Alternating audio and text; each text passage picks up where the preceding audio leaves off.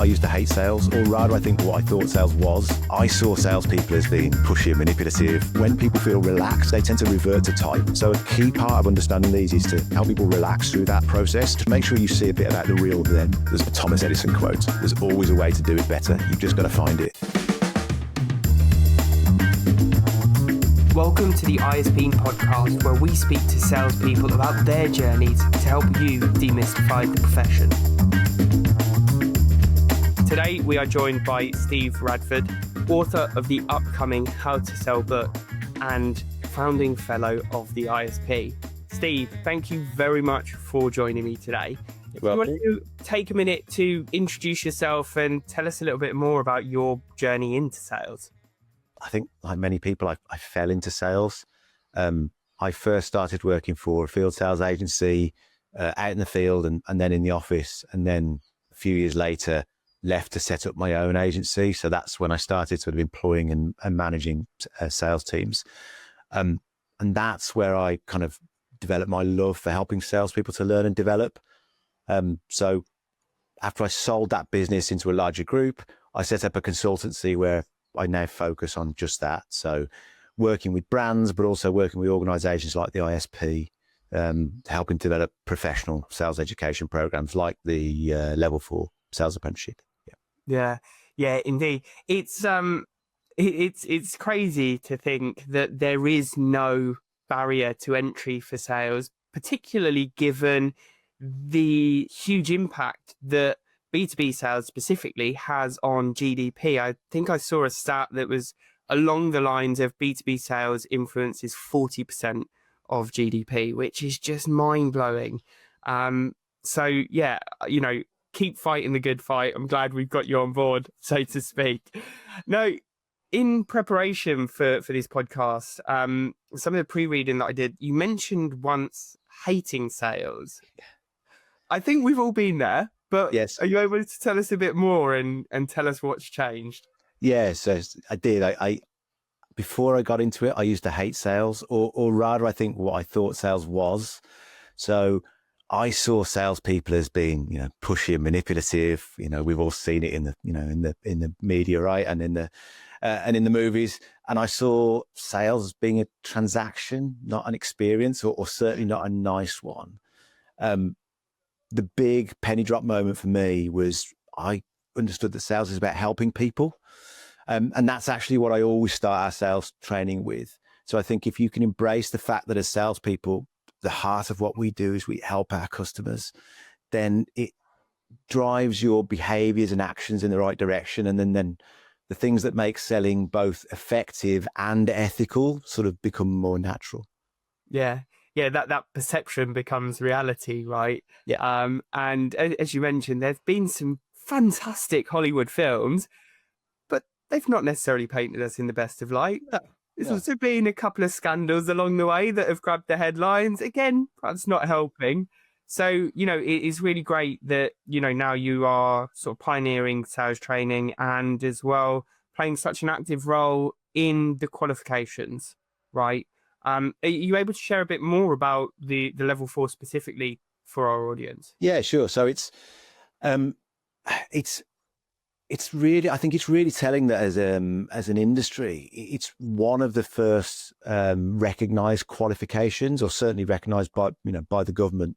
And it came about when the new way of developing apprenticeships was evolved. So I spearheaded a trailblazer group, but it was developed by employers. So my role was to kind of work with employers to look at, well, what is it they wanted salespeople to be able to do? And then we kind of formalized that into, a standard and framework that we got the government to kind of sign off.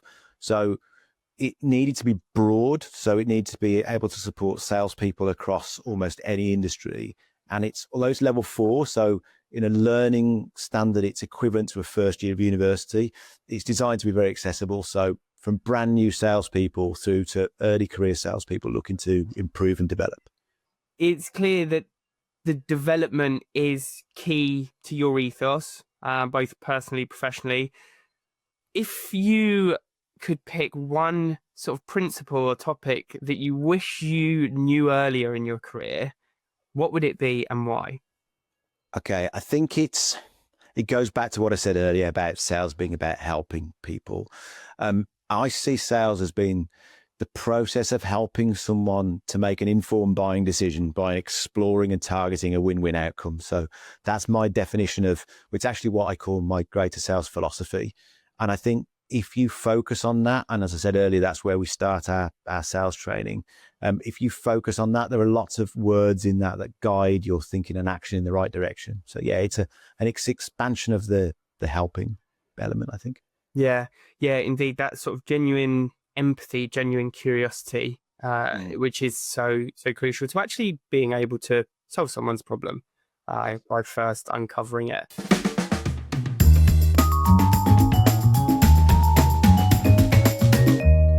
As is often the case, many salespeople struggle not because of the tactics, the strategies, but because of how they actually approach selling. As you mentioned, you're flipping that idea. So why is it so important to place the emphasis initially on mindset?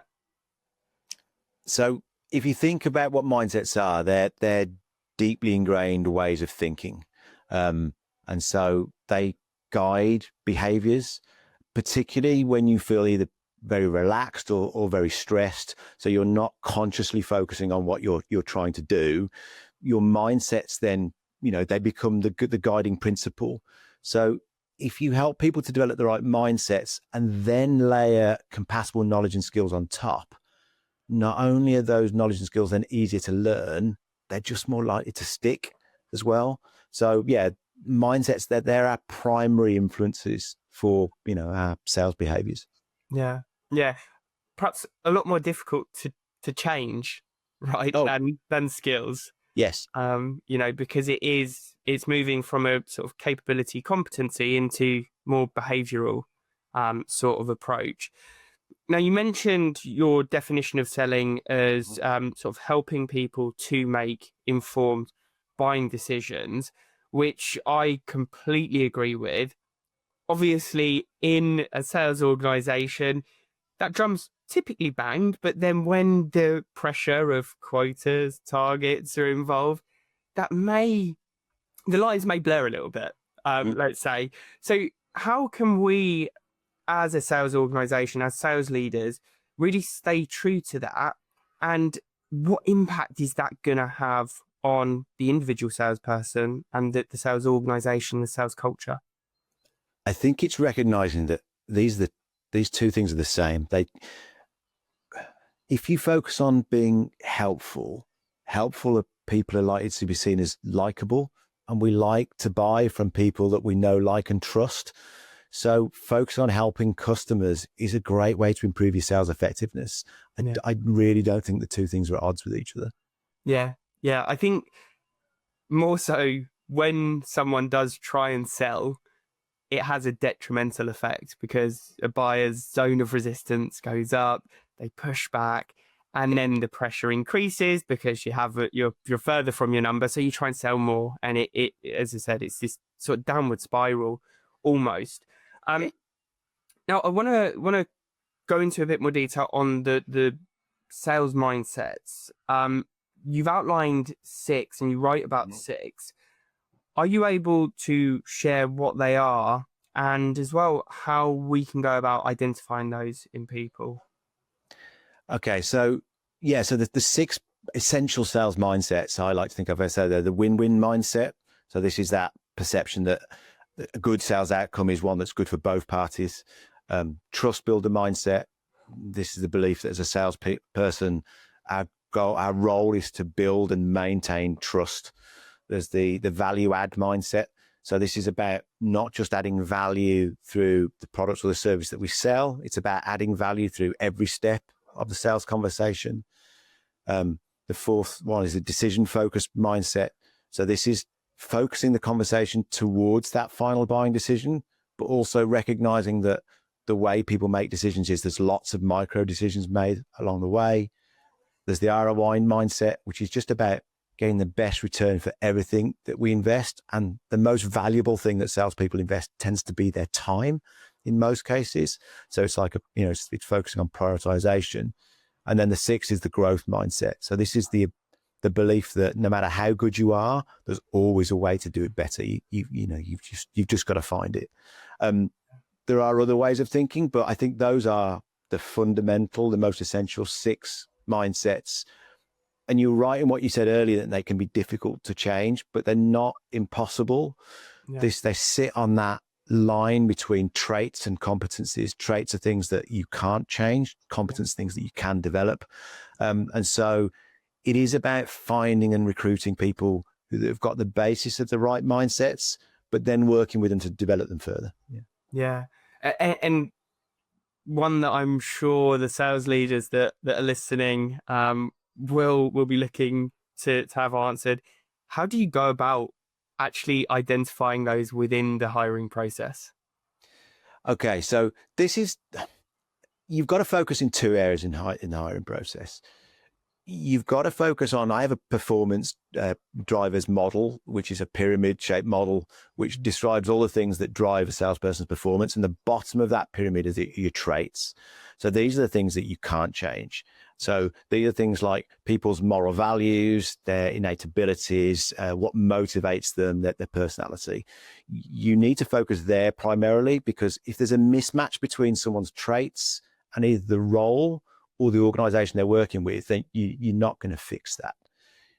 Mindsets are the kind of the first layer above those. So, like I say, they're those deeply ingrained ways of thinking. And what you tend to find is these are things that come out when people feel relaxed. As I said earlier, they tend to revert to type. So a key part of understanding these is to help people relax through that process, to try and make sure you see a bit about the real them. So I think for me, it's kind of like this podcast, right? We have a structure to follow. You have some questions that you want to ask, but you talk around them. So it becomes more conversational, a bit more of a relaxed process. Yeah, indeed. And that sort of segues quite nicely into the next part that I want us to talk about, which is around the structure. And as you mentioned, having that structure, having that framework, so to speak, it does enable people to excel, because great selling isn't random. As you mentioned, it's structured. That enables it to be scalable, and ethics really plays a sort of key role. You speak about a 7-step sale to introduce some rituals. I'd love to dig into those a bit more.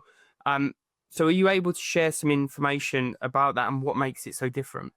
Yeah, sure. So I differentiate processes and frameworks. So the 7-step sale is a process. Yeah. So it's a conversational sales process that walks salespeople through how to guide a conversation. But when you get it right, it doesn't feel like a process to the customer. So it's got to feel natural. So it's a process that's built primarily about how customers like to be sold to and like to buy. So it starts with planning and preparation, engaging and opening conversations, understanding customers' wants and needs before you then propose and present the solution. There's then a trial close and a closing step before you follow up.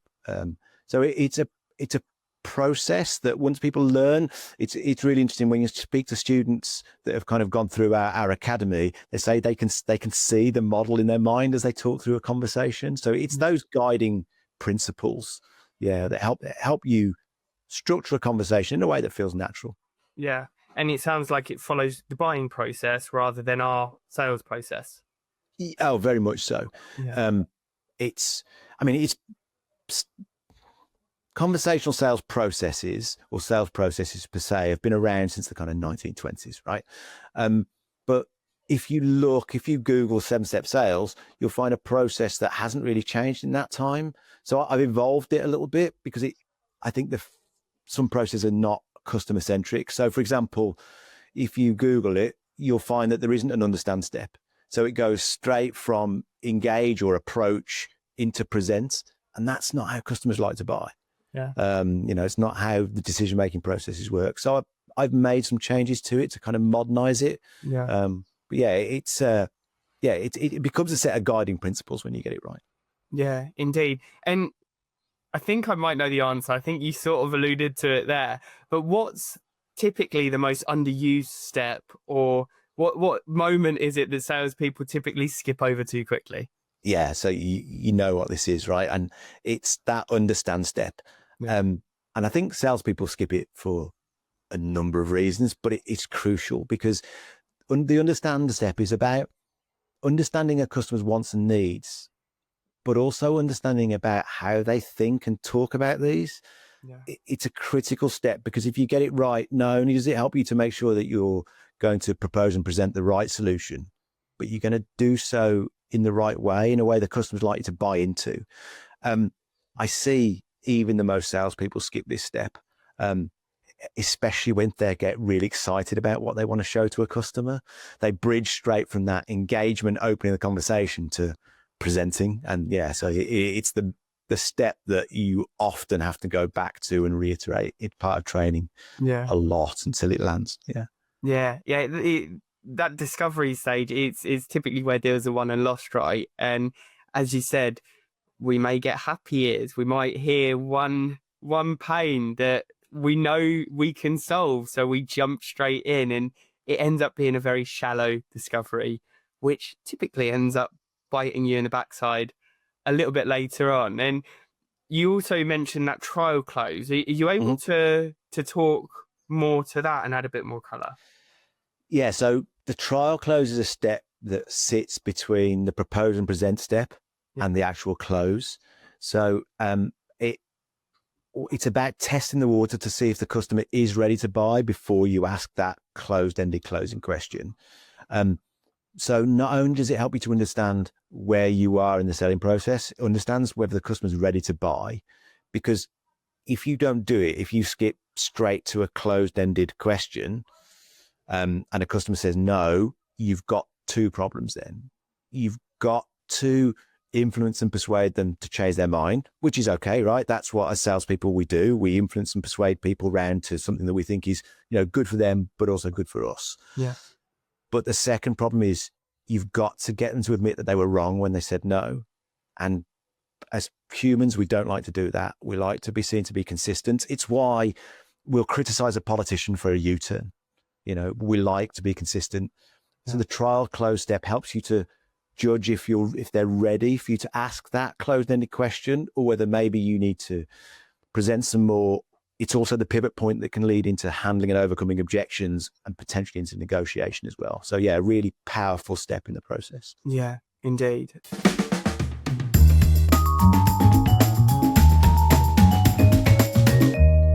Before we move into the final section of the podcast, which perhaps is the most important, I do want to ask a bit of a palate cleanser of a question. So what's something outside of work that shapes how you think about either learning or leadership? Okay, so the mantra I live by, and we mentioned it earlier, is that there's always a way to do it better. You've just got to find it, which is actually comes from a Thomas Edison quote. So not only do I think you can always learn, but learning is what I enjoy the most. It took me quite a while to recognize that, actually. Yeah. I started a lot of hobbies that I enjoyed, but I find after a while I didn't enjoy them as much. And what I've recognized is it's that learning process. So yeah, outside of work, I'm generally learning something new. And then once I've kind of got through that steep learning curve, I'll often move on to something else. Yeah. Out of curiosity, what's the focus at the moment? Okay, so well, to be honest, the focus at the moment, I'm learning a lot about new ways of delivering learning and development. So there's a lot of work, but in a non-work way. A while ago, I got into mixing music. I've always been around music. My career started running pubs and nightclubs, but it's something I've never done. So yeah, it's something I now do just in the kitchen. Yeah, just for my own benefit, or when we have a house party or whatever. So yeah, that's where I'm at the minute. Any particular genres that come up more often than not? So disco, new disco. I like a bit of cheesy pop and that kind of side of things. Yeah, so. Love it. Brilliant. So the final thing that I want to talk about in this session is the importance of ethics. You mentioned that win-win outcome, which we should be striving for, and the focus on actually having strong morals, strong ethical influence, rather than slipping back into sort of pushy selling, so to speak. And it feels really timely and timeless.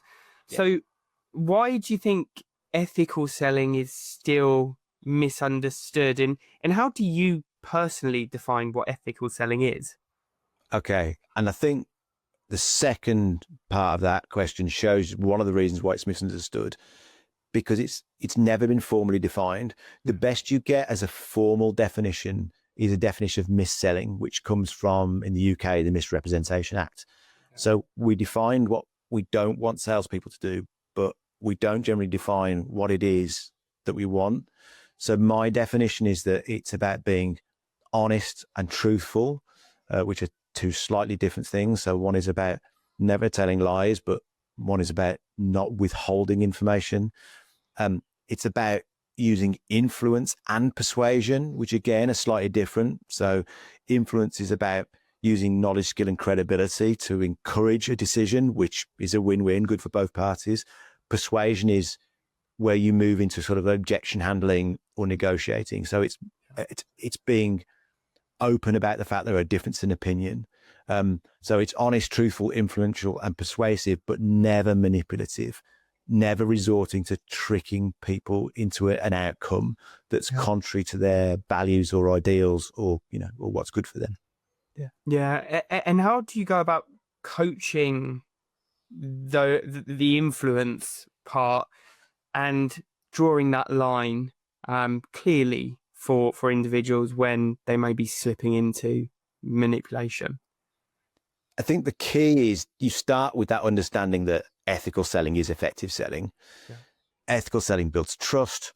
Trust drives sales and repeat business and lifetime customer value. Happy customers talk positively about you, which influences prospective customers, which drives more sales. So I think that comes back to that mindset piece, right? Yeah. In terms of influence, it's showing how it should be built into every part of the sales process. So you are constantly influencing in lots of different ways, and it's about understanding how people make decisions. Again, comes back to one of the initial mindsets. Persuasion is then, like I said earlier, it's that separate piece. Persuasion is when you move into objection handling or negotiating. So again, this comes back to, for me, building those core understandings at the mindsets level, both in terms of things like the win-win outcome and decision making, and then layering on knowledge and skills and showing how this all works together. Yeah. And how important is embedding that understanding within perhaps not the company culture, well, perhaps the company culture, but the culture within the sales organization, more importantly? It comes back to that alignment piece. It's a case of, this is how you drive better sales outcomes, both in the short term, but more importantly, in the long term. Ethical selling is effective selling.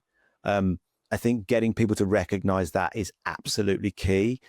It's also about then taking a zero tolerance approach to anything that sort of borders on manipulation. It's about sales leaders identifying it and stamping it out, even if it's something that in a certain instance was seen to influence the right outcome. Yeah. Over time, it erodes trust, and that doesn't do anybody any good. Yeah. Couldn't agree more. Are there any sort of leadership principles or quotes that really stick or have stuck with you and that guides your approach? I know you mentioned the Thomas Edison one a while back. Would it be that one? That one definitely applies, right? There's always a way to do it better. You've just got to find it, and that's part of the growth mindset, one of the 7 mindsets. But I think if we were to pick another one, it's a variation on a Richard Branson quote. So if you were to give it a training and development angle, I'd say train people so they can leave, but continue to develop them so they don't want to. Yeah. And see sales performance as coming from the entire person. People aren't just a set of results. They're not even just a collection of knowledge and skills that lead to those results. If you want to get the best out of someone, it's important to understand all the factors that drive their performance. Yeah. And that leads on to my next question, I think, What advice would you give to someone that is stepping into their first sales leadership role? Good question. I think it is about focusing on that whole person. See your team as people, get to understand them and the things that drive performance at a fundamental level. Motives are a great one. Different people, there's this myth that salespeople are more motivated by money, and it's just not true. So I think if you can understand what motivates a person, that's a key way of helping to get the best out of them. So yeah, it's a whole person view, rather than just focusing on results. And I think as well, one of the things that was covered on a previous event that I was at was around the importance of checking in on those motivations, because they do change for people, right? Yeah, they do. Yeah. We don't consciously change them, but if you think of how somebody moves through their sales career from, when they leave education to, the later stages of their career, what motivates them will change over time. You don't necessarily control it. In fact, you can't control it, but it does change. Yeah. And also how they manifest changes too. Yeah. So it's like you say, keep checking in, constant conversation. Be curious, right? Yeah. Just as we're curious about customers, be curious about your people. Yeah, indeed. Steve, that has been a really fantastic session. Thank you so much for joining me. You're welcome. The audience do want to reach out, find out more about your book, or have a chat. Where's best for them to do that? Okay, so you go to our website, greatersales.com, where you'll find a link to the pre-sale of the book. It is already available to buy on Amazon as a pre-sale. It gets released on November 25th. If they want to reach out to me personally, send me a connection request on LinkedIn. I'm always happy to help. Brilliant. Steve, thank you so much again. And to everyone listening, until next time. Next week on the ISP Podcast. Back into my university days where I kicked off as the typical door-to-door Tupperware knives salesman. It's like golf. If you have a terrible hole, go into the next one, you have a whole nother opportunity to redeem yourself. Or you have a great hole, you get to go and replicate that. It's the same thing with sales. You have a bad day, you can improve it the following day.